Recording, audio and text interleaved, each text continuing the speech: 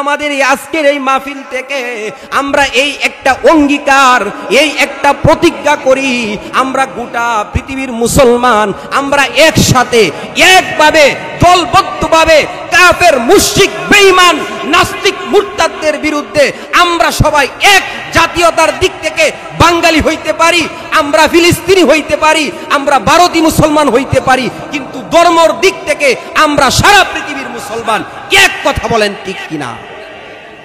হে মুসলমানেরা, হে ঘুমন্ত মুসলমান, হে আমার কলিজার টুকরা নওজোয়ান যুবক ভাইরা, তোমাদের হৃদয়ের মধ্যে যেই এখনো ঈমানটা ঘুমাইতেছে, ওই ঘুমানি ঈমানকে আমি মেসেজ দিতেছি।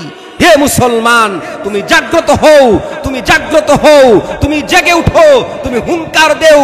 হে মুসলমান, তুমি আবারও হযরতে খালিদ বিন ওয়ালিদ, হযরতে সাইফুল্লাহ, হযরতে আলী, হযরতে হাসান, হযরতে হুসাইন রাদিয়াল্লাহু তাআলা আনহুম, ওই সমস্ত সাহাবায়ে কেরামের মতো আবারও তোমরা যদি দাঁড়ায়া যাও, বদরের 313 জন সাহাবীর মতো যদি গোটা বিশ্বের মুসলমান আবারও এক কাতারে একভাবে যদি দাঁড়াইতে পারে, ওই সমস্ত বদরের যুদ্ধে 1000 অস্ত্রে সজ্জিত বেঈমানদেরকে যেভাবে কচুকাটা দেওয়া হয়েছে, ইসলামের বিজয় এসেছে, ওইভাবে আমাদের বিজয় আল্লাহ তাআলার সাহায্য আর নুসরত আর মদদ আমাদের পক্ষে থাকবে। কথা বলেন ঠিক কিনা?